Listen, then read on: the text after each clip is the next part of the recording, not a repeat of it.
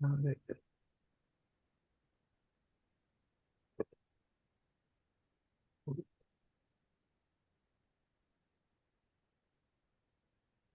that go? Oh, there we are. Let it go there. Boom, boom.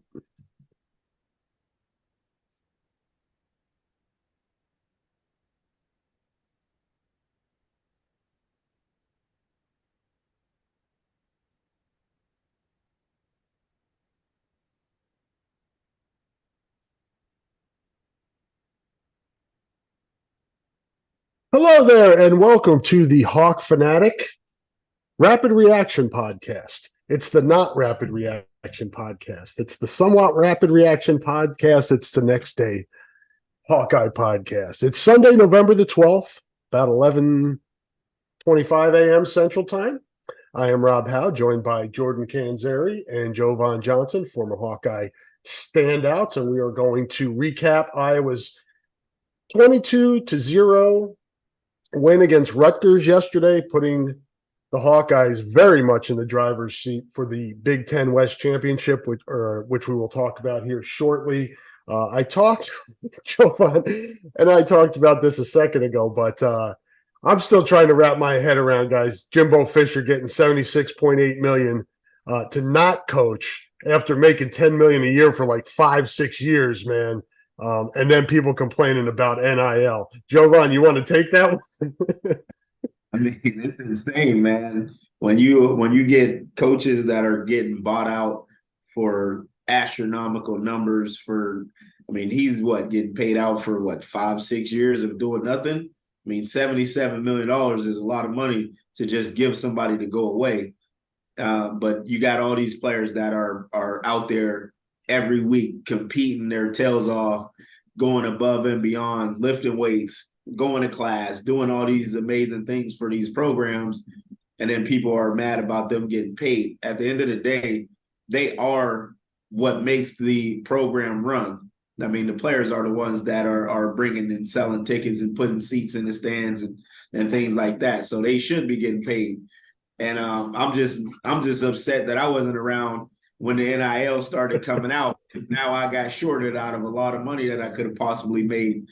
But at the end of the day, I'm proud that the guys are now being allowed to use their name, image, and likeness to their benefit, because the game could be over at any given moment. Like you can get a freak injury that can end your career and derail your career going forward at any moment. So having that as a backup plan is always a plus. But they're getting their degree, and that's the most important part. But at the end of the day, you want to be able to take care of your family and not come out of school with these crazy loans that you got to pay back and things like that. So I'm happy that they are getting it, because the coaches are getting it and they've been getting it for a long time. Jordan, I saw someone on Twitter X tweet that Jimbo made, I think, $2.5 million per win while he was at Texas. Is that why you got in coaching? I'm kidding. You're on mute, bro. Unmute you. There we go. There you go. I only thought truly about coaching high school, but now after all of this stuff, I think I really might have to eventually make that college jump, because that's got to be, other than being paid as, a backup quarterback where sometimes you got to go in there and then put it all on your shoulders, but for the most part, you just get to practice, ride, and get paid without getting rocked around every day. Being a coach paid that much to be sent out is probably second, or probably it's got to be way more than that. Like the stress of coaching, to say goodbye to all that and then get paid even more, that's unreal that happens nowadays. But same as what Jovan said with NIL, I mean, that would have been fun. That's all I'll say. Yeah, bad timing. You guys had bad timing, or your parents had bad timing. We owed a lot of money, I tell you that. Maybe they could get you guys some reparations for past performance and past money that you guys brought into the University of Iowa, which be interesting if somebody could quantify and calculate that. Somebody should do that. Oh, my All knees right. and ankles would appreciate it. All right, guys.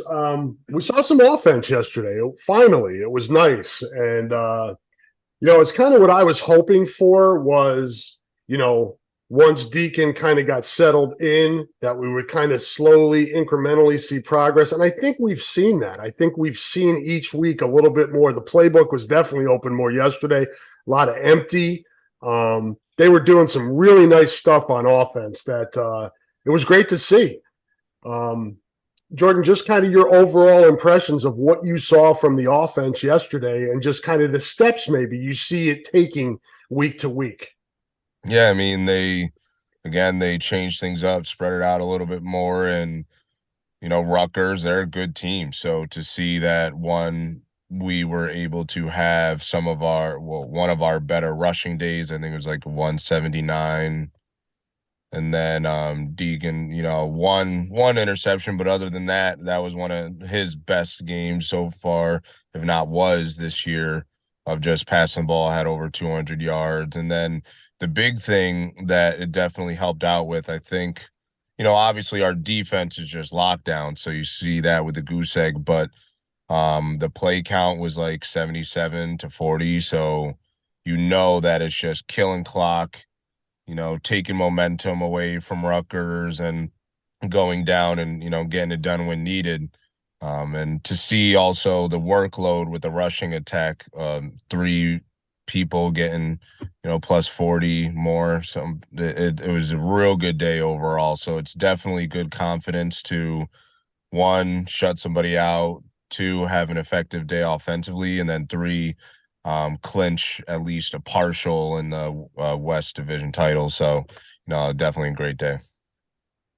Jovan, a good day for Deacon. I know you've been talking, both of you guys have been talking about different, maybe some tweaks and things you could do on offense. And we saw some of those things yesterday. I don't know if you called over to the facility or they checked in with you guys, but you guys did a nice job. Nice to see. Question for you, Jovan. What can they do now from what they showed yesterday to kind of build on what they showed yesterday? And give me your impressions of getting Caleb Brown more involved in this offense and what he brings. Yeah, I mean, either they've been watching the podcast or listening to it or they've been in our minds or whatnot. But, a lot of the things that we've been talking about came to fruition. I mean, I seen a bunch of stack formations where the receivers are now stacked and it makes it tough for the DBs, make them have to communicate. I seen the jet sweep to Caleb Brown, seen the empty formations that gave them easy throws, and Deacon Hill was able to get the chains moving and make easy throws, pitches and catches. You've seen a lot of different aspects of the game start to evolve and what they were doing. I mean, they obviously ran the ball effectively, getting into double tight formations and running with the fullback and, traditional Iowa football. I mean, I seen it, but I seen some more elements start to evolve from it. And it really opened up the offense. And I thought, he played a great game being a game manager at quarterback. Running backs ran well. They ran downhill, get what you can get. And then when you have the opportunity to make somebody miss or make something happen, you do it. He was on schedule and on time with his throws. So it was quite the sight to see. In regards to Caleb Brown, I think he is a dynamic player. He's one of those guys that, with the ball in his hands, he can make some things happen. So I like the way they try to implement him into the offense. Also, I'd like to see him and Deacon Hill be able to connect on some of those deep balls that he threw to each other, that he threw to him. But, at the end of the day, this was his first game out there. So you hope to build on that going forward of his skill set and what he brings to the table. But he is a dynamic player and he can make some things happen. For a second, the first time he got the ball, I thought it was my guy. Cooper, and I was then I had to take a second look. I'm like, wait a minute, that's not Coop, that's somebody else. And then I heard the announcer say his name, and I'm like, oh, okay, they got two number threes now. So I mean, that probably kind of takes away from his reps on offense. You're not the only one it fooled. The crowd was yelling, "Coop!" when was getting Crazy, crazy. Jordan, to Jovan's point, it looks like now running game's starting to get established. You got some jet sweep. Tight ends are good, even though they're missing their top two. Ostrenga's been fabulous and really kind of stepped up in the absence of the two top guys. It seems like that play action, that deep ball and play action is going to be there moving forward. Yeah, it's just, again, nice to have a game where there's things to move with going forward rather than the past few. It was let's hit the drawing, let's go back and hit the chalkboard. So it's, again, real nice to see to convert. What are your thoughts on Caleb Brown? I wanted to ask you about that too. Just a guy that's kind of dynamic like that, can carry it, can catch it. Yeah, got it. He's a playmaker, and definitely want to see more use of him going in the future. So it's just nice again to see something different, but then be effective. So now we can be excited to look forward to what they do next. Did you see anything from Deacon yesterday, Jordan, that maybe explained? Did he look more comfortable? Did he look more comfortable in the pocket? Is it just a matter of, reps with receivers and just getting more comfortable? Did you see anything in particular with him yesterday? I mean, it's just got to be a little bit more comfortable, and then also the game plan itself, because you have different quarterbacks that have different strong suits, and then having the type of play calls that can complement them. So again, the past few games been kind of trying to figure something out, but they definitely made use a little bit more from yesterday, and there were even some that they were just drops. Again, little passes, like Jovan said, the deep that could be connected in the future, but that'll come with more reps. But it was definitely seeing the better side of him and what he's more capable of. And again, here and there, some things hopefully will just continue to grow. But it was definitely a positive step forward yesterday. Yeah, he still needs to learn how to take something off the fastball at times. He gets a little bit up and fires that thing in there. And I know the receivers will tell you, hey, it's on my hands, I got to catch it. He's just got to learn that a little bit more, and probably comes with time. Jovan, I thought Brian Ferentz's best game plan this year. Percent. Just the versatility, the unexpected, going against the grain. I think he definitely, you could tell that he was dialed in, and threw some things at Rutgers that they didn't expect. Like I'm sure they didn't expect them to go empty because they hadn't seen it. And when they did, it was a very vanilla approach on the defensive side. So they didn't really have an answer to it in the first half. And then in the second half, they started to go, when they went empty, they started to go down into a 5-man front and run some stunts and things like that and play a lot more man-to-man. But that was their halftime adjustment. But you knew that they weren't really used to seeing Iowa in that style of offense. So they had to go in the half and draw some things up.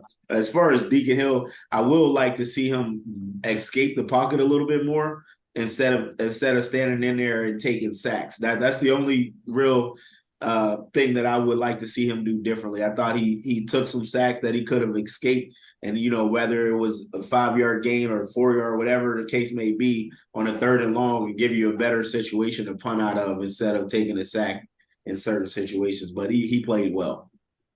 Yeah, I think part of that is him having fumbles in the pocket and him just not have his pocket awareness is not great yet. I mean, he's still trying to figure out kind of where the pressure's coming from, that mental clock. Okay, I got to get rid of this thing. But again, this is a kid that hasn't played in college, wasn't expecting to play this year. I think if he can build on what he did yesterday, the next 2 weeks, I think Iowa's got a shot here to make some noise. And I'm not saying they're going to go to Indy and beat Ohio State or Michigan, but at least go there and represent yourself well. I think Iowa seems to be trending in that direction. If it can get that complimentary football back and get something from the offense. Jovan, first shutout in Big Ten play since 2019 at Northwestern. I remember that game. That was Sam Laporta's coming out party. What else is there to say about this defense? We watch it every week just get better. Rutgers ran for, I think, over 200 yards against Ohio State. I'll look it up. They had, bear with me for a second here. I'll give you the stat. Rutgers, Iowa's run defense limited Rutgers to 34 yards, 150 yards below its average. Oh, man. I mean, best in the country, led by the best coach in the country. So, I mean, that's all I got to say about that. Honestly, Phil Parker is one of the best football minds that I've ever had the opportunity to be around. And, him, Seth Wallace, Kelvin Bell, those guys on the defensive side of the ball are amazing. Well, the 100% amazing. And they are committed to those guys. Their approach is second to none. And the game plan is second to none. I mean, you know what they're going to do. You know how they're going to play. They're going to be relentless in effort. They're going to be well coached when it comes to tackling.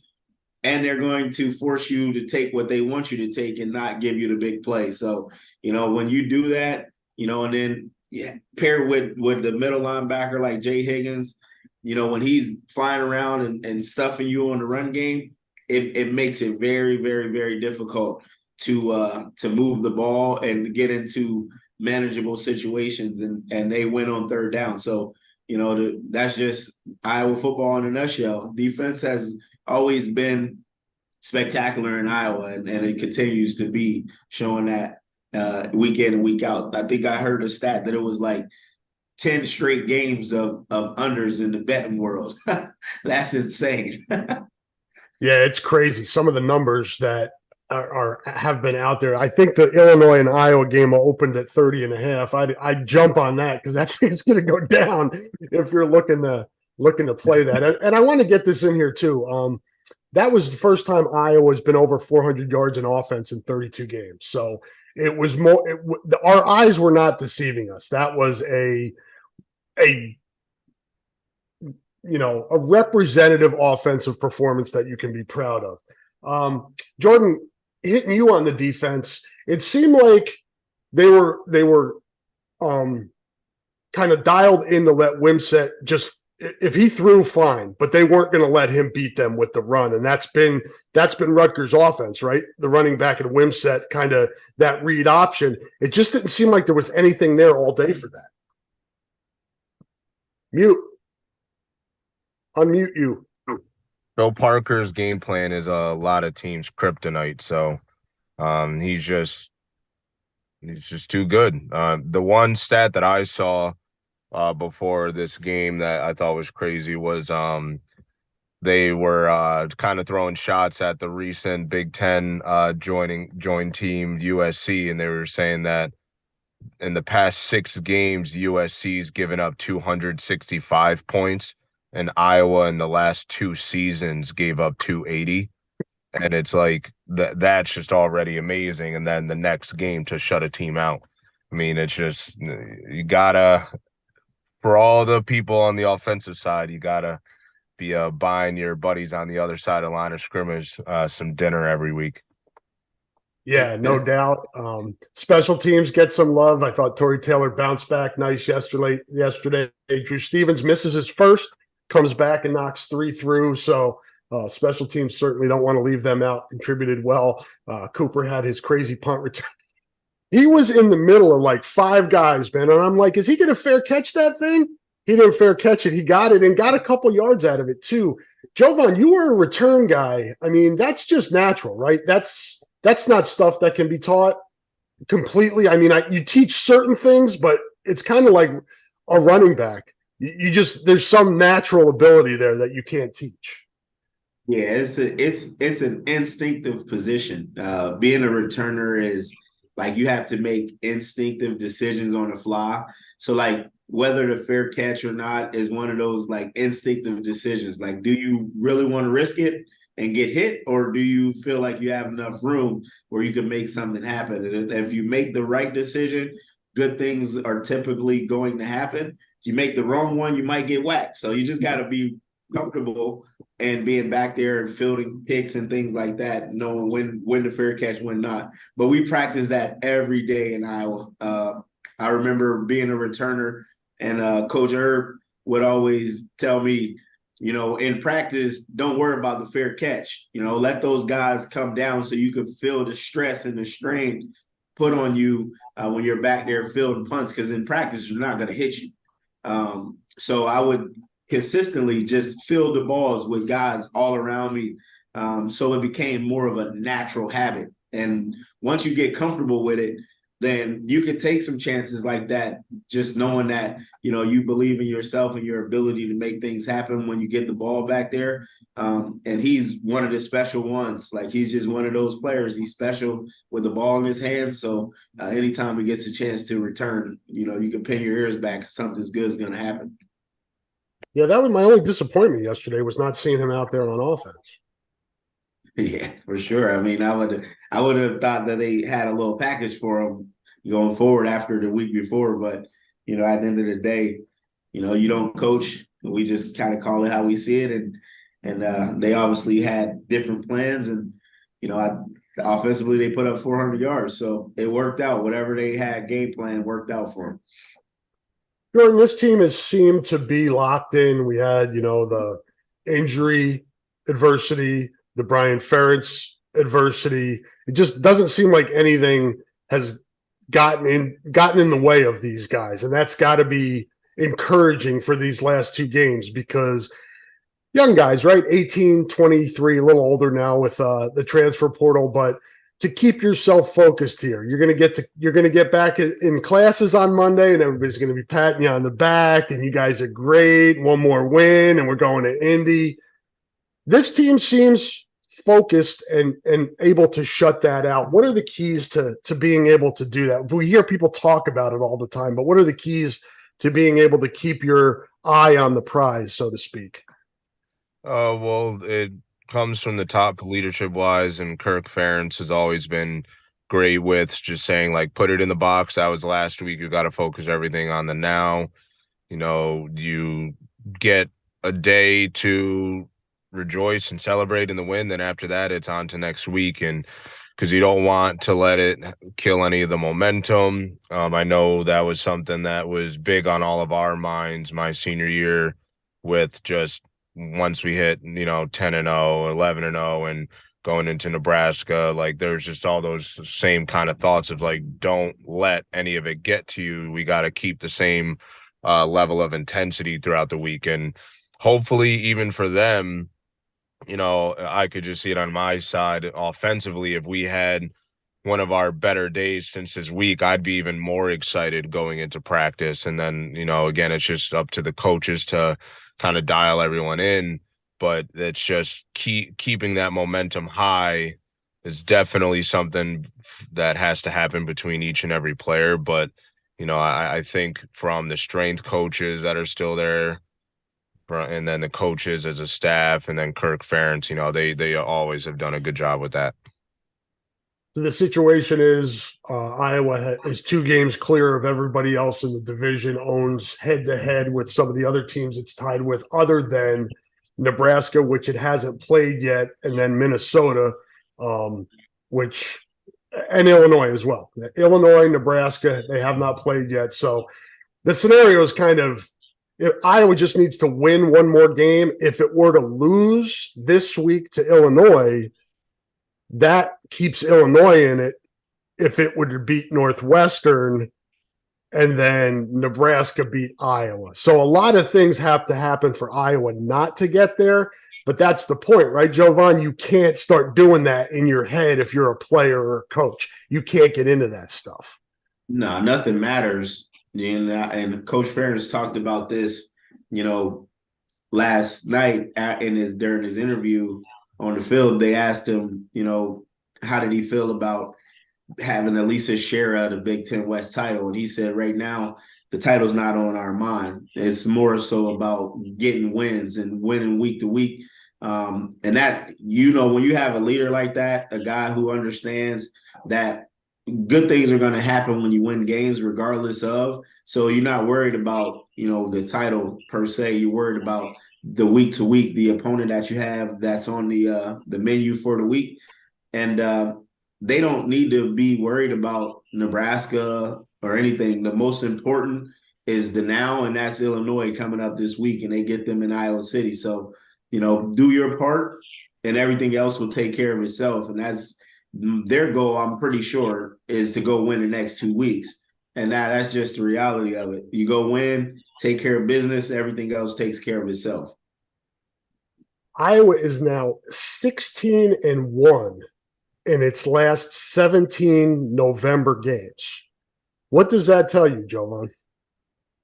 That they're 100% committed to, winning down the stretch. And, even if they start out slow, they're going to pick it up and you got to be ready to go. And they just know how to win when it's crunch time. And they do an outstanding job of game planning and being in the right position, being where their feet are, and taking care of business every game, every week. And it starts with the preparation. The preparation is second to none, and the game planning is second to none, especially defensively. Their teams aren't going to score much. And if the offense just keeps doing what they're doing, moving the ball and keep moving it towards your goal line, getting field goals, touchdowns, however you score points, you're going to give yourself a chance to win every week. So I think that's a testament to the defense and the staff for, how they win games, and they've been doing it for a while. So it's not like it's unforeseen territory. They've been here before. Jordan, speaking of that, yesterday's victory was the 194th of head coach Kirk Ferentz's career, moving him into a tie with Michigan's Bo Schembechler for third place career wins as a member of the Big Ten Conference. Oh, well, that's got to make you. It's got to make you proud that you played for him. Yeah, and even afterwards, once you're done as a player and you revisit the complex and speak with him, I mean, definitely the relationship only grew. So, it definitely is nice to, one, have been coached by him, but then two, just to see his continued success. That's, definitely far from over. But, I'm expecting, we'll see how the school week goes, but I should be coming to this weekend's game, so it would be nice to see him make it 195. Yes, and I'll stick with you on that one. Illinois comes in, always an interesting dynamic with Brett Bielema, with the Tiger Hawk tattoo on his calf coming in. He'll have that covered up. It'll be too chilly on Saturday. But this is his first trip back as the Illinois coach because he had COVID in 2021. So we'll hear a lot of talk about that. But this is a game where you've got a rival on your home field, a coach that has connections to your university. They scored 48 yesterday at Indiana. Obviously, Iowa's defense is better than Indiana's, but how do you see this game shaping up? Is this a game where maybe both of these offenses have found a little bit of something and maybe it's going to be higher scoring than we think, or do you think it's another rock fight? Well, I think our defense is still going to do its job and knock them down, but offensively, I really hope that we do make those steps forward and have almost another game like we just saw against Rutgers. But Illinois always plays tough.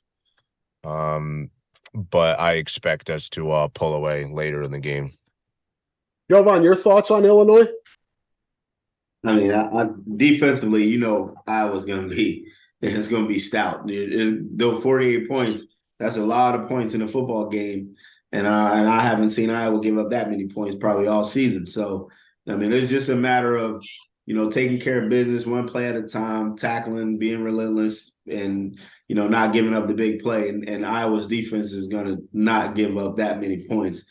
The offense, on the other hand, is I think going to be able to run the ball effectively and keep those scores down. So the more they run the ball, the less likely the Illinois offense will be on the field. So and then the ability to flip the field with the special teams, Torrey Taylor and company, and them being able to kick field goals from anywhere on the field I mean, it's going to be a game, but I think Iowa wins in a close one because they've been doing it every week for the last I don't know how long.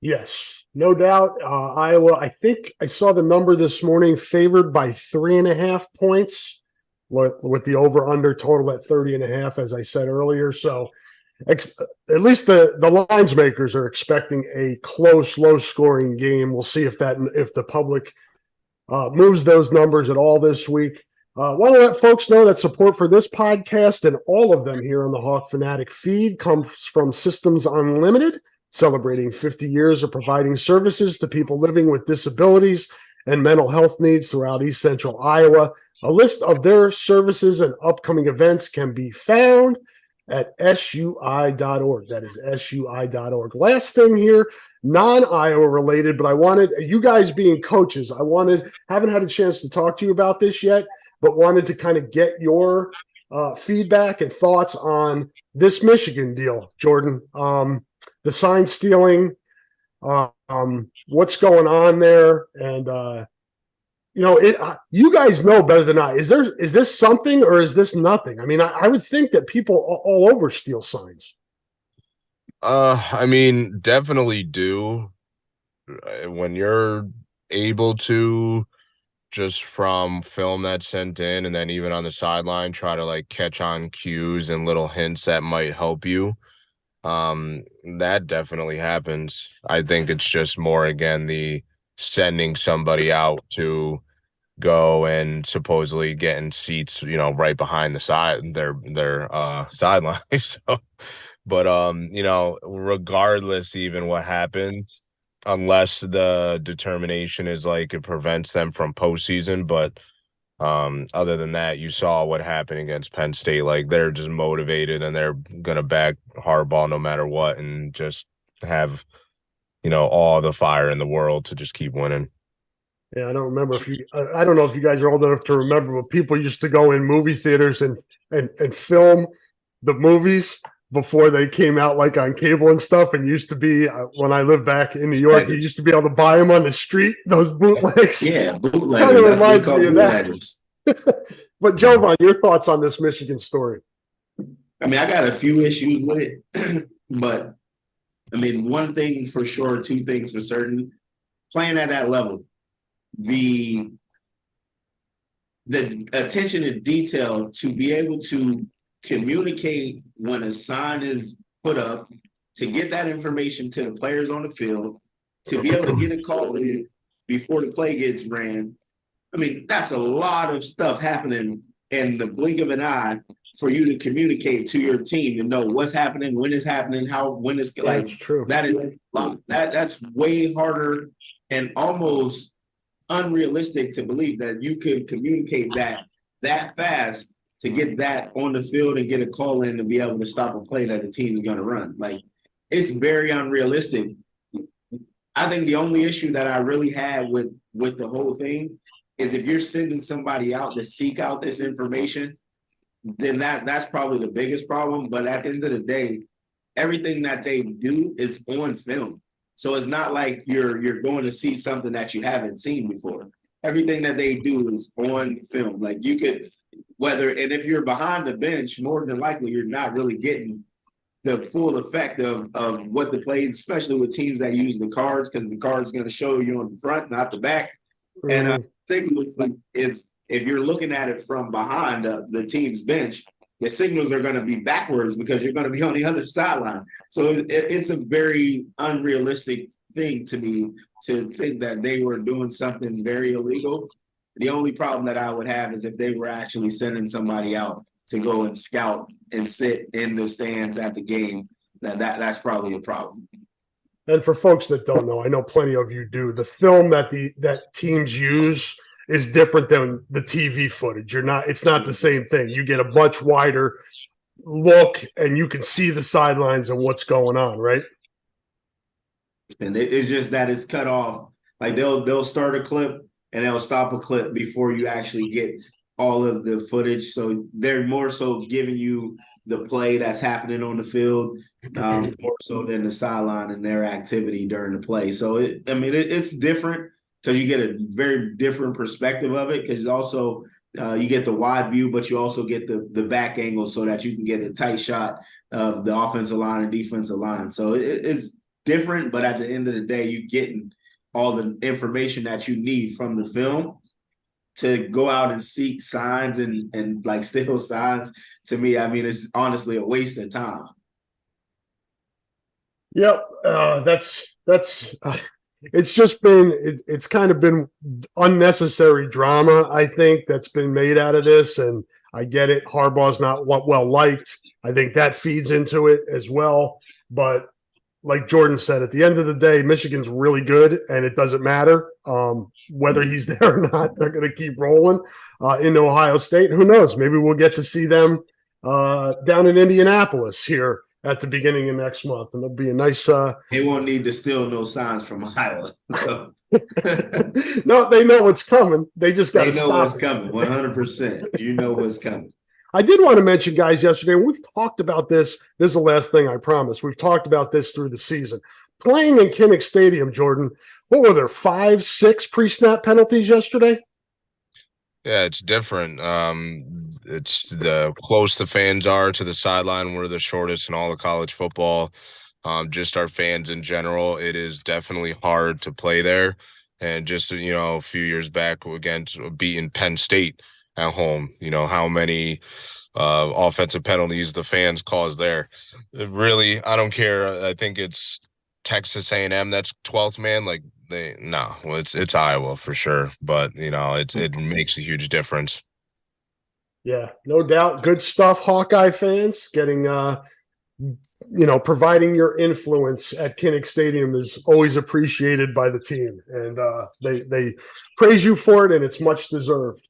I think that's going to do it, guys. I think we've exhausted our observations of this game. We will be back next week. I think it's at 2:30 they announced on FS1 for the Illinois game. So same time, it seems like our slot this year, 2:30 game. So we'll probably be back on Sunday morning to review that game. But want to thank Jordan and Jovan for their expert analysis as always. Want to thank our sponsors and especially you guys for listening. And we'll be back to talk to you next